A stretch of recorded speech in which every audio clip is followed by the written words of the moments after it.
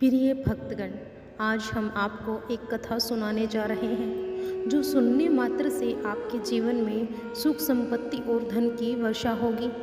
तो चलिए कथा को आरंभ करते हैं। भगवान शिव माता पार्वती से कहते हैं, इंसान को जीवन में दुखों से मुक्ति कैसे मिलेगी। फिर माता पार्वती कहती है, हे देवों के देव महादेव, मैं तो बस इतना जानती हूँ कि जो इंसान मल्लिका अर्जुन ज्योतिर्लिंग एक प्रसिद्ध ज्योतिर्लिंग है। यह ज्योतिर्लिंग आंध्र प्रदेश में कृष्णा नदी के तट पर स्थित है। भारत में इसे दक्षिण भारत का कैलाश भी कहा जाता है। मान्यताओं के अनुसार इसके दर्शन मात्र से ही सभी लोगों की मनोकामनाएं पूर्ण हो जाती है। हिंदू धर्म पुराण में बताया गया है कि सनातन धर्म में भगवान शिव को मानने और उसकी आराधना करने वाले अनेक भक्त हैं और मान्यताओं के मुताबिक भगवान शिव की श्रद्धा भाव के साथ पूजा करने से सभी पापों से मुक्ति मिलती है और व्यक्ति को मोक्ष प्राप्त होता है। अगर आप यह कहानी सुन रहे हैं तो पूरा सुनिए। इस कथा को आधा अधूरा छोड़कर जाने की गलती मत करिएगा, क्योंकि इस पवित्र कथा को पूरा सुनने से मन चाहे फल की प्राप्ति होगी। इसीलिए इस कथा को पूरा सुने। आप शिव भक्त हैं तो भोलेनाथ का अनादर ना करें। फिर भगवान शिव कहते हैं, ज़्यादा काम करो, कम सोचो, बाकी का सब भूल जाओ। भगवान शिव ने अपने शिष्यों से यह बात कई साल पहले क्यों कही थी, इसके पीछे क्या रहस्य है, आज हम इस रहस्य को भगवान शिव की कहानियों के माध्यम से जानेंगे। तो बिना देर किए चलिए आज की वीडियो की शुरुआत करते हैं। श्रद्धालु, पहली कहानी है, हर समय खुश कैसे रहें। यह एक शिष्य की कहानी है। यह कहानी एक संत, साधु और एक गरीब व्यक्ति की है। यह कहानी आपको सिखाएगी कि हर परिस्थिति में खुश कैसे रह सकते हैं। एक जंगल में एक संत रहता था जिसके आश्रम में कई गायें थीं। एक दिन एक गरीब व्यक्ति संत के पास आया और बोला, मेरे पास रहने के लिए कोई जगह नहीं है और मैं कई दिनों से भूखा हूँ। कृपा मुझ पर अपनी कृपा करे।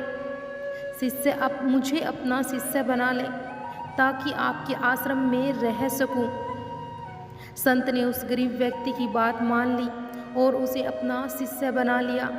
संत ने उसे एक गाय दे दी और कहा, तुम इस गाय की सेवा करो और इससे मिलने वाला दूध केवल तुम्हारा ही होगा। इसके अलावा रोज 2 बार भगवान के नाम का जाप भी करो। संत की बात मानते हुए शिष्य ने गाय की सेवा करनी शुरू कर दी और रोज भगवान का नाम लेने लगा। गाय से मिलने वाला दूध शिष्य खुद ही पी लेता था।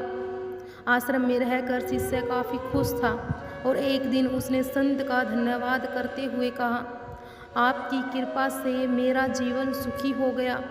संत मुस्कुराए और बोले, यह तो अच्छा है, लेकिन कुछ दिनों के बाद ही उसकी गाय गायब हो जाती है और गाय खो जाने के कारण शिष्य को दूध नहीं मिल पा रहा था।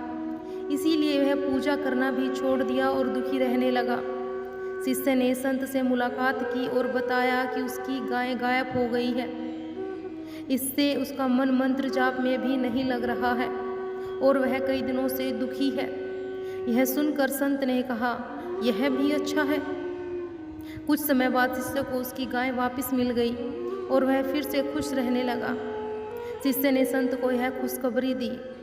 संत ने गाय वापस मिलने की बात सुनकर कहा, यह तो और भी अच्छा है।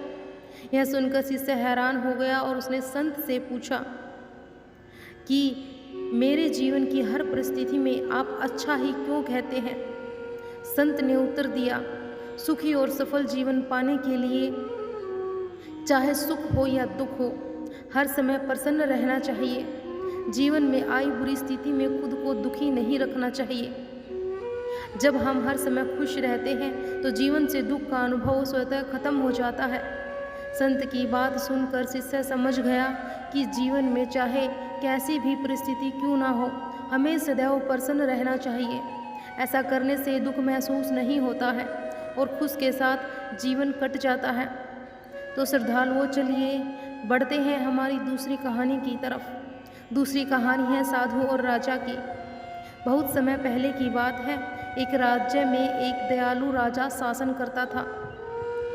वह प्रजा का सच्चा हितैषी था। प्रजा का कल्याण उसके लिए सर्वप्रिय था और वह हमेशा यह सुनिश्चित करने का प्रयास करता था कि उसकी प्रजा को कोई समस्या या परेशानी ना हो। राजा की प्रजा खुशहाल और संतुष्ट जीवन जी रहे थे। राजा अक्सर वेश बदलकर राज्य भ्रमण पर निकला करते थे और प्रजा की स्थिति का पता लगाते थे। अगर उसे कहीं प्रजा के किसी कष्ट का पता चलता तो वह उसे दूर करने का भी प्रयास करते थे। एक बार वह इसी तरह वेश बदलकर भ्रमण करने के लिए निकले। भ्रमण करते करते वह एक जंगल से गुजर रहे थे और रास्ता भटक गए। ये सैनिक पीछे छूट गए और वह राजा अकेला ही रह गया। रास्ता खोजते हुए वह एक स्थान पर पहुंचा जहां उसने एक कुटिया को देखा। राजा को भूख लगी थी और उसने सोचा कि यहाँ अवश्य भोजन की व्यवस्था हो जाएगी। उसने अपने घोड़े को एक पेड़ से बांधा और कुटिया में प्रवेश किया। यह एक साधु की कुटिया थी। साधु गेरुआ वस्त्र धारण किए हुए थे और पेड़ के नीचे आसन लगा कर बैठे थे। उनकी आंखें बंद थी और वह ध्यान में लीन थे। राजा ने देखा कि उस स्थान का वातावरण बहुत ही सुंदर था। पेड़ पौधे हरे भरे थे जिनमें फूल और फल लगे हुए थे। पक्षी स्वतंत्रता से विचरण कर रहे थे। यह देखकर राजा बहुत प्रसन्न हुआ। वह साधु के पास गया, उन्हें प्रणाम किया और उनके सामने घुटनों के बल बैठ गया। साधु ने आहट पाकर आंखें खोली और अपने सामने एक नौजवान को पाया। उसके मुख के तेज से साधु समझ गए कि वह कोई राजसी व्यक्ति है। राजा ने साधु से कहा कि वह रास्ता भटक गया है। साधु ने उसे अपने आश्रम में शरण दी और खाने के लिए मीठे फल दिए। राजा ने पहले कभी इतने मीठे फल नहीं खाए थे। चकित होकर उसने पूछा, हे गुरुवर, इतने मीठे और स्वादिष्ट फल मैंने पहले कभी नहीं खाए। इन फलों के इतने मीठे होने का कारण क्या है? तब गुरुवर कहते हैं, साधु ने कहा, इस राज्य का राजा अत्यंत दयालु और न्यायप्रिय है, इसीलिए ये फल इतने मीठे हैं। जब तक वह अपनी प्रजा का हितैषी है और दीन दुखियों का सहायक रहेगा, यह फल ऐसे ही मीठे रहेंगे। राजा को यह सुनकर बड़ा आश्चर्य हुआ। उसके लिए इन बातों पर विश्वास करना कठिन था। जब साधु से आज्ञा लेकर वह लौटा तो उसने निश्चय किया कि वह इस बात का परीक्षण अवश्य करेगा। उसने अपने सैनिक मिल गए और जो जंगल में उसे ढूंढ रहे थे। वह अपने राज्य वापस लौट जाते हैं और वापस लौटने के बाद उसने प्रजा पर अत्याचार शुरू कर दिया। उसने किसानों का लगान बढ़ा दिया और प्रजा का नाना प्रकार के कर लगा दिए। अब वह अपना धन भोग विलास में खर्च करने लगा और प्रजा की ओर से उदासीन हो गया। प्रजा पर अत्याचार बढ़ने लगे तो पूरे राज्य में त्राही त्राही मच गई। कुछ दिनों बाद राजा फिर जंगल में उसी साधु की कुटिया में पहुंचा। इस बार उसने देखा कि वहाँ का वातावरण भिन्न है। पेड़ और पौधे सूख चुके हैं, फूल मुरझा गए हैं, फल सड़ चुके हैं। यह देखकर वह चकित रह गया। वह साधु के पास गया, उसे प्रणाम किया और साधु ने उसे खाने के लिए फल दिए। इस बार फलों का स्वाद कड़वा था। राजा ने साधु से इसका कारण पूछा। साधु ने कहा, इस राज्य का राजा पहले जैसा नहीं रहा। उसे प्रजा के हित का कोई ख्याल ही नहीं है। वह प्रजा पर अत्याचार करने लगा है। उसके प्रति प्रजा के मन में कड़वाहट बस गई है, इसीलिए इन फलों का स्वाद कड़वा हो गया है। राजा साधु की कुटिया से वापस अपने राज्य की ओर लौट आया और साधु की बात को समझ गया। अगले दिन से उसने फिर से अपनी प्रजा का ख्याल रखना शुरू कर दिया।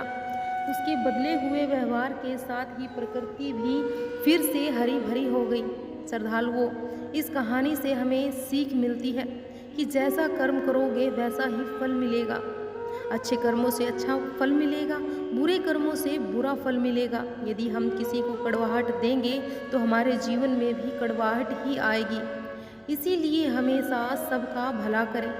श्रद्धालुओं, तो चलिए अब बढ़ते हैं तीसरी कहानी की ओर। एक गुरु और उनके शिष्य कहीं जा रहे थे। चलते चलते उन्हें प्यास लगी और वो एक खेत के पास जाकर रुके। खेत की हालत देखकर लगा कि उसका मालिक उसकी देखभाल नहीं करता है। उसने देखा कि खेत में एक घर भी है।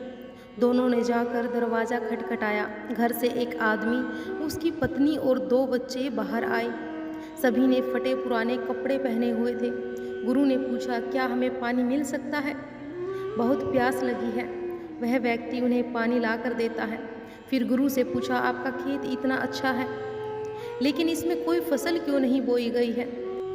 व्यक्ति ने कहा, हमारे पास एक भैंस है जो बहुत दूध देती है और उसका दूध बेचकर और पीकर हम अपना गुजारा करते हैं, इसीलिए बेवजह खेती क्यों करें? तो गुरु ने पूछा, क्या हम आज रात यहाँ रुक सकते हैं? कल सुबह होते ही हम यहाँ से चले जाएंगे। व्यक्ति ने कहा, ठीक है, आप यहाँ रुक सकते हैं। आधी रात को गुरु ने अपने शिष्य से कहा, उठो, हमें अभी यहाँ से निकलना है, लेकिन जाने से पहले हम उस व्यक्ति की भैंस को पहाड़ से गिराकर मार देंगे। यह सुनकर शिष्य को बहुत बुरा लगा, परंतु वह अपने गुरु की बात टाल नहीं सका। वे दोनों रातों रात भैंस को मारकर वहाँ से भाग जाते हैं। 12 साल बाद जब वह शिष्य अपनी शिक्षा पूरी कर लेता है, तब वह सोचता है कि अपनी गलती मुझे सुधारनी चाहिए। तो वह उस आदमी के पास जाकर उसकी मदद करने का निर्णय लेता है। शिष्य उसी गांव और उसी जगह पर वापस जाता है और देखता है कि वहाँ के सभी खेतों में दूर दूर तक फल लगे हुए हैं और वहाँ एक बहुत बड़ा घर भी है। शिष्य को लगता है कि शायद वह आदमी सब कुछ बेचकर यहाँ से जा चुका होगा। शिष्य वापस जाने की सोचता है और तभी वहाँ घर के सामने एक कार आकर रुकती है। कार से वही व्यक्ति बाहर आता है जिसे शिष्य 12 साल पहले मिला था। शिष्य उसके पास जाकर कहता है, क्या आपने मुझे पहचाना? मैं 12 साल पहले आपसे मिला था। व्यक्ति कहता है, हाँ, उस दिन को मैं कैसे भूल सकता हूँ। शिष्य कहता है, आप तो बहुत गरीब थे, आखिर आप इतने अमीर कैसे बने?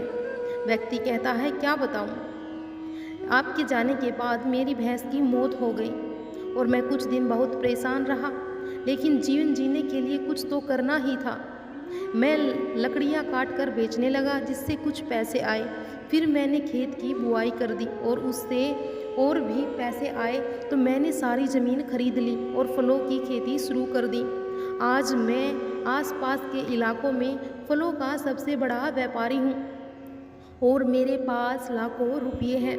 अगर उस दिन भैंस की मौत नहीं हुई होती तो आज मैं इतना सफल नहीं होता।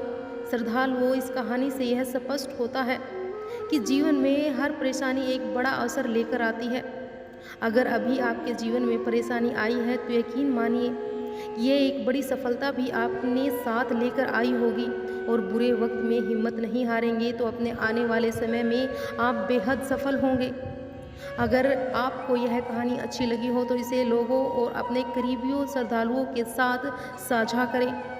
तो श्रद्धालुओं, चलिए आगे बढ़ते हैं हमारी चौथी कहानी की तरफ। ये अपनी नज़र को बदले। नेता एक साधु के छोटे से आश्रम में गया। उसने साधु के बारे में बहुत सुना था, इसीलिए वह यह जानना चाहता था कि लोग इसकी इतनी तारीफ क्यों करते हैं। आश्रम में एक छोटा सा कमरा था जहाँ एक कालीन बिछा हुआ था। कुछ लोग नीचे बैठे हुए थे तो साधु उनके सामने बैठे हुए थे। कुछ सवाल और जवाब चल रहे थे। नेता के साथ उसके 4 बॉडीगार्ड भी थे। उसकी आदत थी कि जहाँ भी वह जाता लोग खड़े हो जाते थे और हाथ जोड़कर उसका अभिवादन करते थे, लेकिन यहाँ ऐसा कुछ नहीं हुआ। साधु व्यस्त थे और उन्होंने नेता की ओर देखा तक नहीं। इस पर नेता को अपमान महसूस हुआ और वह गुस्सा हो गया। उसने साधु की बात को बीच में काटते हुए कहा कि वह कुछ कहना चाहता है। साधु ने उसकी ओर देखा और कहा कि पहले वह दूसरों के सवालों का जवाब दे देंगे, फिर उससे बात करेंगे। अगर वह चाहे तो तब तक बैठ सकते हैं। साधु का यह कहना था कि नेता का चेहरा गुस्से से लाल हो गया। उसने अपना सारा गुस्सा साधु पर निकाल दिया। अभी तक वह तमीज़ से बात कर रहा था, लेकिन अब वह अपमानजनक भाषा का प्रयोग करने लगा। नेता ने साधु से कहा, क्या तुझे पता है कि मैं कौन हूँ और तू किससे बात कर रहा है? साधु ने शांतिपूर्वक उत्तर दिया, कि मुझे इससे कोई फ़र्क नहीं पड़ता कि आप कौन हैं, लेकिन यदि आप चाहते हैं कि मैं आपके सवालों का जवाब दूँ या आपसे बात करूँ, तो आपको थोड़ी देर इंतज़ार करना होगा। साधु की यह बात सुनकर नेता गुस्से से पागल हो गया और चीखने चिल्लाने लगा, अब मैं तुझे तेरी असली औकात दिखाऊंगा। तूने मुझसे पंगा लेकर ठीक नहीं किया। तुझे पता भी है कि मैं तेरे बारे में क्या सोचता हूँ। साधु ने फिर से प्रेम पूर्वक उत्तर दिया कि मुझे इससे कोई फर्क नहीं पड़ता कि आप मेरे बारे में क्या सोचते हैं। आप जो चाहे वह सोच सकते हैं। फिर नेता ने उससे कहा कि चाहे तो सुनना चाहते हो या नहीं, मैं तुझे सबके सामने बताऊंगा कि मैं तेरे बारे में क्या सोचता हूँ। कोई साधु नहीं है, बल्कि तुम बहुत ही घटिया इंसान हो। तुम एक ढोंगी हो और पाखंडी हो और यहाँ बैठे सभी लोगों का बेवकूफ़ बना रहे हो। तेरा बस एक ही मकसद है, इन लोगों की जेब में जितना भी पैसा है निकाल सके निकाल ले। तू अपने फ़ायदे के लिए इन लोगों का इस्तेमाल कर रहा है और अब मैं तुझे छोड़ूंगा नहीं। मैं पूरी दुनिया के सामने तेरा पर्दाफाश करके रहूँगा। अब नेता के इतने कहने के बाद भी साधु के चेहरे पर हल्की सी मुस्कान बनी रही और यह देखकर नेता और भी तिल मिला गया और बोला कि अब बहुत हो गया। अब मैं यहाँ एक मिनट भी नहीं रुकूंगा, लेकिन अभी भी तेरे पास मौका है। अगर मुझसे माफ़ी मांगनी है या कुछ कहना है तो कह सकते हैं। इतना सब होने के बाद भी साधु के चेहरे पर मुस्कान थी और वह बिल्कुल शांत थे। फिर उसने अपनी आंखें बंद की और फिर खोलकर हाथ जोड़ते हुए बोले कि मुझे आपसे कोई भी गिला शिकवा नहीं है। आपके लिए मेरे मन में कोई भी गलत ख्याल नहीं है। जो भी आपने मेरे बारे में कहा वह आपकी अपनी सोच है, इसीलिए मुझे आप में कोई भी बुराई नज़र नहीं आती है। मुझे आप बहुत ही भले इंसान लगते हैं। साधु के इतना कहते ही नेता का दिमाग 7वें आसमान पर पहुंच गया। उसके चेहरे पर एक अजीब सी खुशी थी, क्योंकि साधु ने वही कहा जो बाकी सब लोग उस नेता को कहते थे। वह खुशी खुशी आश्रम से अपने घर चला गया और जाकर अपने पिताजी के साथ बैठ गया। उसके पिताजी ध्यान में थे। उन्होंने पूरी ज़िंदगी सिर्फ लोगों की सेवा की और बदले में कुछ भी उम्मीद नहीं रखी। थोड़ी देर बाद जब उन्होंने अपनी आंखें खोली और अपने बेटे को देखा तो उसके चेहरे पर आज एक अजीब सी खुशी थी जो उन्होंने पहले कभी नहीं देखी थी। फिर बेटे ने सब कुछ बताया और कि आज क्या हुआ, किस तरह से वह आश्रम गया और वहाँ क्या हुआ, उसने क्या कहा और साधु ने उसे क्या कहा। जब पिताजी ने पूरी बात सुनी तो थोड़ी सी मुस्कान के साथ बोले कि साधु ने तुम्हारी तारीफ नहीं की, क्योंकि उन्होंने वह नहीं कहा जो तुम हो, उन्होंने वह कहा जो वह खुद है, और तुमने जो भी कुछ उनको कहा वह नहीं कहा जो वे हैं, बल्कि तुमने वह कहा जो तुम खुद हो। यही बात वेदों में भी कही गई है। यह दुनिया तुम्हें वैसी नहीं दिखती है जैसा यह दुनिया है, बल्कि यह दुनिया तुम्हें वैसी दिखती है जैसे तुम खुद हो। जिसकी नज़र जैसी है उसके लिए यह दुनिया वैसी ही है। अगर आप अपनी दुनिया को बदलना चाहते हैं तो इसका एक ही तरीका है कि आप अपने दृष्टिकोण को बदलें। श्रद्धालुओं, आइए हमारी 5वीं कहानी की तरफ बढ़ते हैं, जो कि 5वीं प्रेरणा है। यह कहानी 7 महत्वपूर्ण संदेशों की है जो आपकी दुनिया को बदल सकती है। यह सफलता और समृद्धि की कहानी है। एक वकील की जो उसकी सफलता से शुरू होती है और उसके व्यक्तित्व की समृद्धि पर समाप्त होती है। वकील जूलियन जो सफलता की ऊंचाइयों को छू रहा था और लाखों करोड़ों की संपत्ति का मालिक है, लेकिन फिर भी उसके जीवन में खुशी और संतुष्टि का अभाव है। जीवन की वास्तविकता खुशी खोजने के लिए वह भारत आता है और हिमालय पर जाकर एक संत से मिलता है। संतों से सच्ची खुशी का रहस्य बताते हैं और कहते हैं कि यह शिक्षा अपने तक सीमित ना रखकर सब में बांटनी होगी। जब वह वापस आता है तो उसके जीवन में निराशा और उदासी दूर हो चुकी थी। तब उसका दोस्त जॉन उससे पूछता है कि तुम में यह परिवर्तन कैसे आया। जूलियन उसे पूरी कहानी बताते हुए उस संत की शिक्षा के बारे में जानकारी देता है। आपको भी अपने जीवन को सुखमय बनाने के लिए उन 7 मूल मंत्रों को जानने की आवश्यकता है जो आज हम आपको यहाँ बताने जा रहे हैं। पहला मंत्र, सकारात्मक सोच और मस्तिष्क पर नियंत्रण। आप अपने आसपास सकारात्मकता तभी महसूस कर सकते हैं जब यह आपके भीतर मौजूद हो। अपने मस्तिष्क से निराश, नकारात्मक सोच और अतीत की कड़वी कहानी यादों के बोझ को हमेशा के लिए निकाल कर फेंक दीजिए। इस कचरे को दिमाग में जमा ना होने दें। हर वक्त सकारात्मक सोचना ही आपकी सफलता की ऊंचाइयों को तय करता है। सकारात्मक विचार आपको रचनात्मक से भी परिचित कराएंगे, जो आपके जीवन को बेहतर बनाएंगे। याद रखें कि आपके जीवन की गुणवत्ता आपके विचारों की गुणवत्ता पर ही निर्भर करती है। जब आप मस्तिष्क और सोच पर नियंत्रण हासिल कर लेते हैं, तब आपको वह ऊर्जा प्राप्त होगी जो आपके सपनों को पूर्ण करने में सहायक और आवश्यक होगी। इसीलिए मस्तिष्क पर नियंत्रण करना जरूर आना चाहिए। दूसरा मंत्र, लक्ष्य निर्धारण और उस पर केंद्रित रहना। लक्ष्य के बिना जीवन अधूरा होता है, क्योंकि आपको पता ही नहीं होता है कि आप क्यों जी रहे हैं और आपकी ज़िंदगी का क्या मकसद है। मंजिल तक पहुंचने के लिए मंजिल का होना भी ज़रूरी है। इसीलिए एक लक्ष्य अवश्य निर्धारित करें और उस तक पहुंचने के लिए सही रास्तों का चुनाव भी करें। बीच रास्ते में यदि किसी की मदद की ज़रूरत महसूस हो तो हिचकिचाए नहीं, बल्कि खुलकर अपनी बात कहें, लेकिन रुके नहीं। आपको किसी भी परिस्थिति में लक्ष्य से भटकना नहीं है। तीसरा मंत्र, निरंतर सुधार। अपने डर और अपनी कमियों या कमजोरी को पहचानें, उनका सामना करें और जल्द से जल्द उन्हें दूर करने की कोशिश करें। ध्यान रखें कि असफलता ही हमें सफलता की ओर बढ़ने की प्रेरणा देती है। इसीलिए अपनी गलतियों से हार ना मानें, बल्कि उनसे सीखें और आगे बढ़ें। ज्ञान कभी पूर्ण नहीं होता है, इसीलिए हमेशा हर चीज़ से कुछ न कुछ सीखते रहना चाहिए।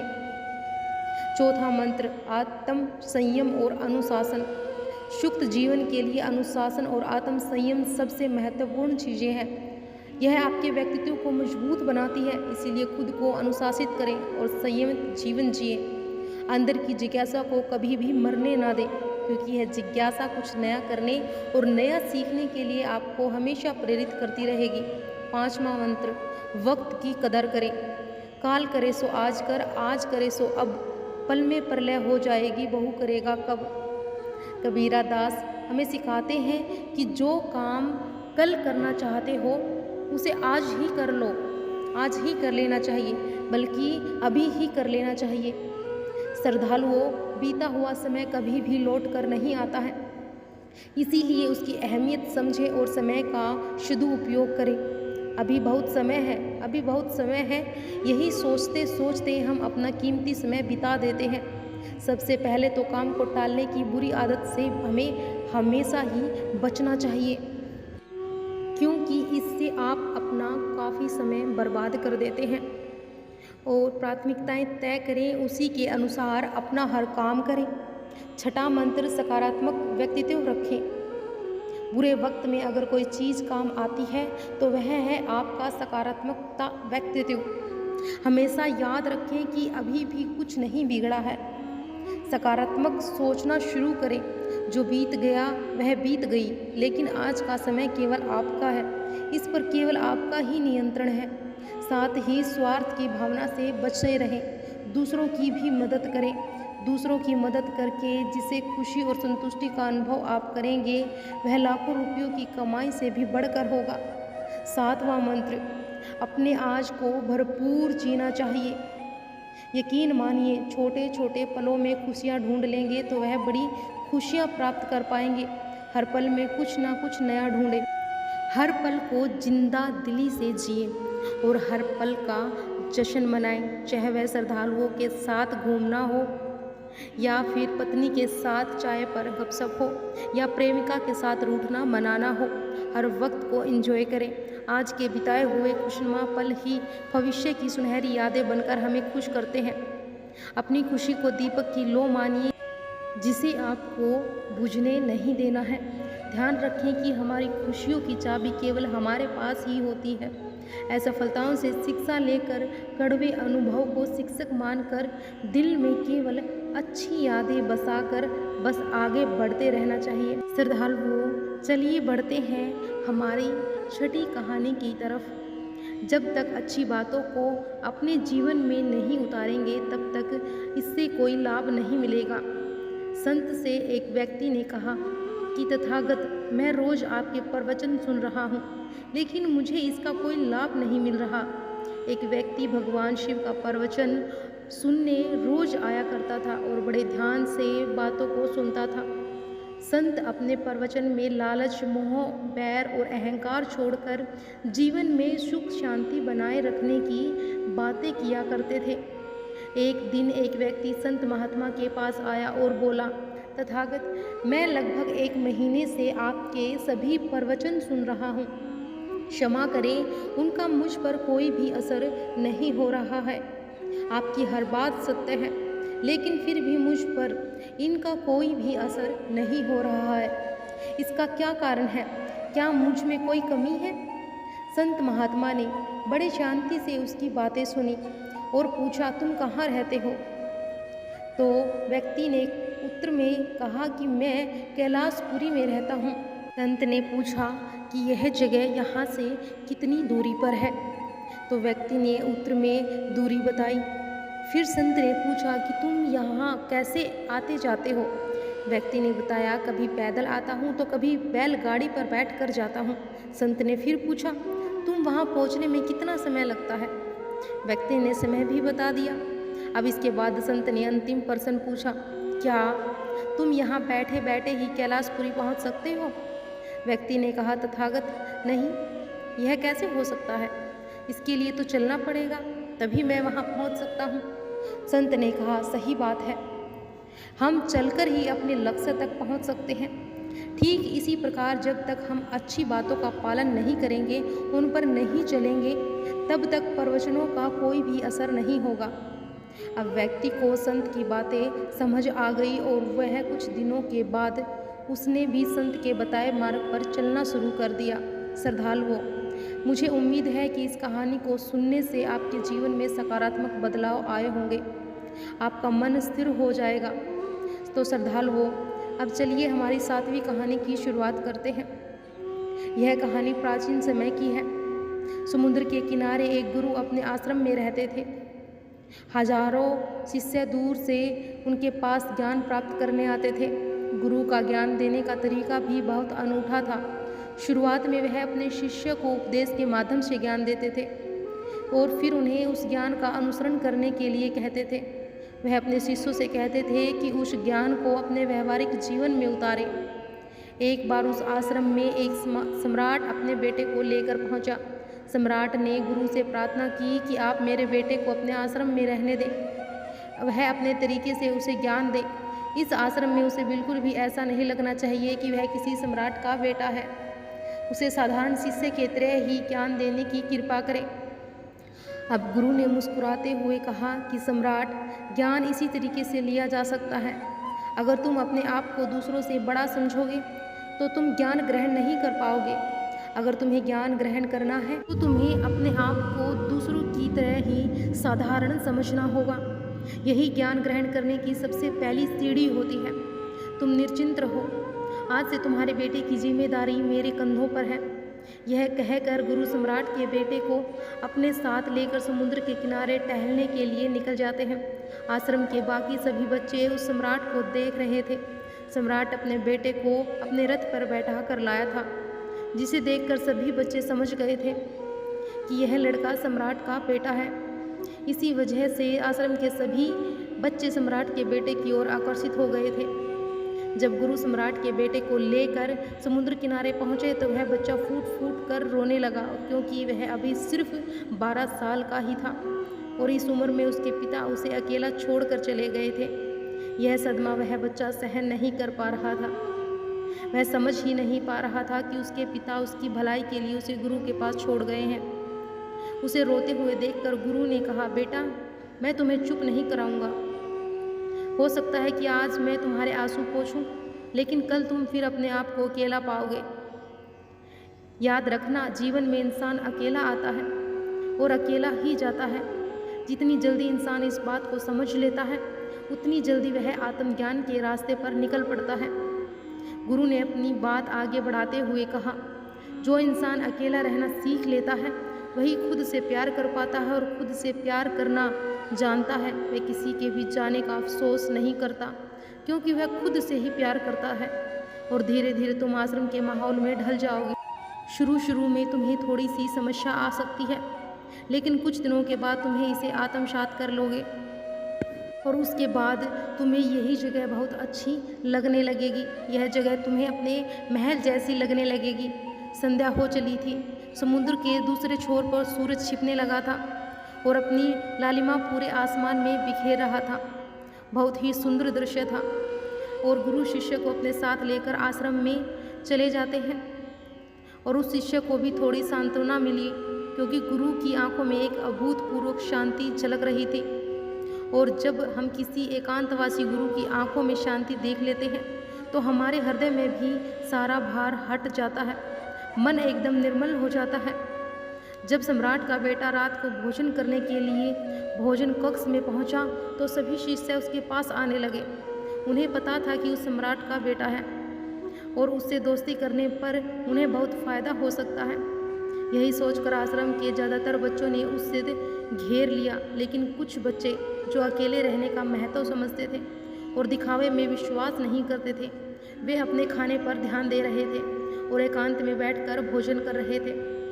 कुछ दिनों बाद सम्राट के बेटे के आश्रम के ज़्यादातर बच्चों से दोस्ती हो जाती है। वह आश्रम में उन्हीं बच्चों के साथ घूमता है और अपना ज़्यादातर समय बिताता है। आखिरकार वह सम्राट का बेटा था, सुख सुविधाओं में पला बड़ा था और उसके आसपास हमेशा दास और मित्र होते थे। वही दिनचर्या उसने इस आश्रम में भी अपना ली थी। गुरु को यह सब पता था, लेकिन वे उसे अलग तरीके से सिखाना चाहते थे। उसके बाद उन्हें वह बात समझ आती है जो आप समझाना चाहते हैं। गुरु को यह बात पता थी कि अगर मैं इसे बोल कर बताऊँगा तो यह कभी समझ नहीं पाएगा। मुझे इसे दिखाना पड़ेगा और एहसास कराना पड़ेगा कि अकेले रहने से ही तुम अपनी शक्तियों को जान पाओगे। यह सीख देने के लिए गुरु एक दिन उस शिष्य को अपने साथ एक पहाड़ी की चोटी पर ले जाते हैं, और पहाड़ी पर पहुंचकर गुरु ने शिष्य से कहा कि अब तुम्हारा ध्यान पूरा हो चुका है, बस एक आखिरी रात तुम्हें यहाँ पर बितानी होगी। उसके बाद अगले दिन शाम को मैं तुम्हें तुम्हारे राजमहल में पहुँचा दूँगा।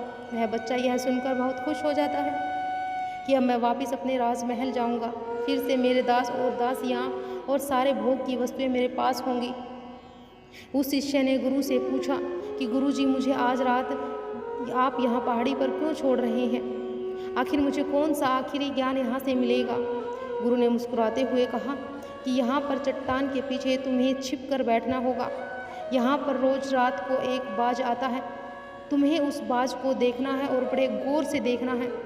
हर गतिविधि देखनी है, और उस बाज को देखने के बाद अगले दिन अगर तुम मुझे बाज की खूबियाँ बता पाओ तो मैं तुम्हें तुम्हारे राजमहल वापस भिजवा दूँगा।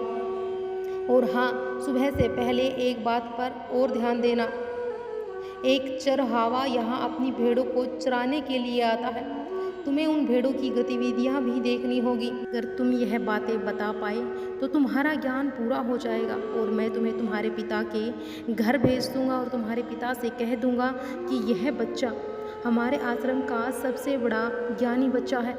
यह कहकर गुरु अपने आश्रम में वापस लौट आते हैं, और वह बच्चा वहीं पर चट्टान के पीछे खड़ा हुआ होता है। उस बात का इंतज़ार करने लगा। काफ़ी वक्त बीत जाने के बाद वहाँ पर एक बाज अपने बच्चों के साथ पहुँचा।